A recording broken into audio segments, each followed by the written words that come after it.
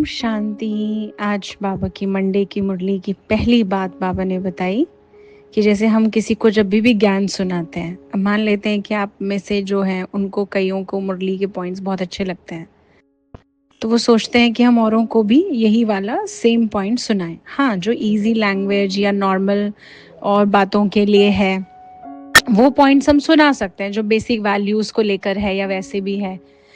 लेकिन अब कई बार ज्ञान की इतनी गहरी बातें होती हैं या जो पूरी मुरली सुनते हैं उनके लिए भी है ये, तो अब हम किसी नए को ज्ञान सुना रहे हैं तो बाबा कहते हैं कि समझाने वाले को भी होशियार होना चाहिए। ऐसा ना हो कि वो और ही नाम बदनाम कर दे, बीकेएस का नाम बदनाम कर दे। अब जैसे आप देखिए, कई बाबा के ही बच्चों ने ये डिससर्विस की हुई है कि हाँ, ब्रह्मा कुमारीज में घर बार छोड़ा देते हैं, भाई बहन बना देते हैं, या माउंट आबू में ले जाएंगे तो वहीं का वहीं रख लेंगे। कई लोग बहुत डरते हैं माउंट आबू में जाने से। तो क्या है कि ऐसा ज्ञान किसी को देने से तो बेटर है कि हम ना दें। अब वो जो ये समझ के बैठे हैं कि घर बार छुड़ाते हैं या जो भी और चीज है, वो किसी ना किसी के थ्रू उनको दिखाई दिया है या उनके परिवार में ऐसा कोई है, जबकि बाबा का ज्ञान ऐसा नहीं है। बाबा का ज्ञान परिवार में सबको साथ लेकर चलने का है। इसीलिए जो सेंटर पर बहनें समर्पित होती हैं वो भी अपने परिवार को थोड़ी छोड़कर त्याग कर सन्यासी बन के आ गई, नहीं।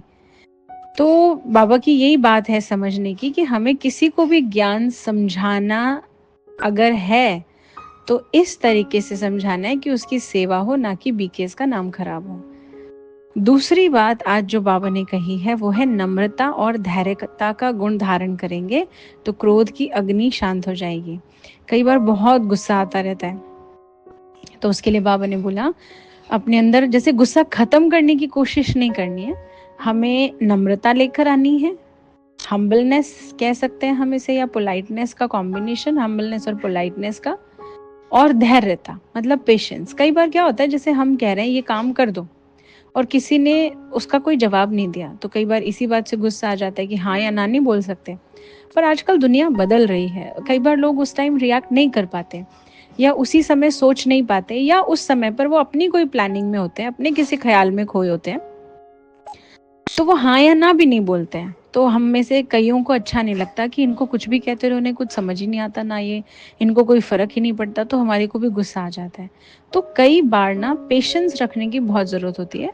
और ऐसा भी होता है बहुत सी बार कि किसी ने अगर हाँ बोल भी दिया, अब वो कर नहीं रहे उस टाइम पर। जैसे हमने बोला किसी को, घर में ही बोला या ऑफिस में ही बोला, अपना ये सामान उठा के यहाँ रख दो या उनको दे आओ। अब आप हाथ में लेके खड़े हैं वो सामान, या आप हाथ में लेके बैठे हैं और आपने उनकी तरफ हाथ बढ़ाया हुआ है और वो फोन में लगे हुए हैं या वो कुछ भी और कर रहे हैं। अब वहीं हमारा एक सेकंड में पेशेंस लूज हो जाता है।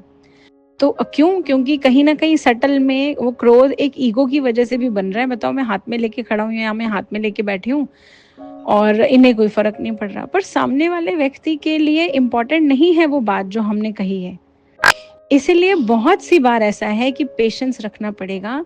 आजकल ये भी बहुत होता है कि आपने जो कहा, आप सीनियर होंगे पोजीशन में या उम्र में या पद में, तो सामने वाला अगर जूनियर है उसको करना ही है वो काम, लेकिन थोड़ा तो वो भी भाव दिखाएगा अपना, तो कोई बात नहीं, उसको भाव दिखाना है, पर अल्टीमेटली तो करना उसी ने ही है। तो जब उसी ने करना है तो हमें ये पेशेंस रखना पड़ेगा। हम ये नहीं सोच सकते हैं कि कोई हमारे इशारे पर ही चले। सामने वाला मानेगा हमारी बात, लेकिन जब वो चाहेगा, तो हमारे लिए इम्पोर्टेंट क्या है कि हमारा ईगो सेटिस्फाई हो या वो काम हो जाए, शांति से काम हो जाए। तो बस इसलिए हमें ये ध्यान रखना है। तो ये है बाबा की आज की मुरली। ओम शांति।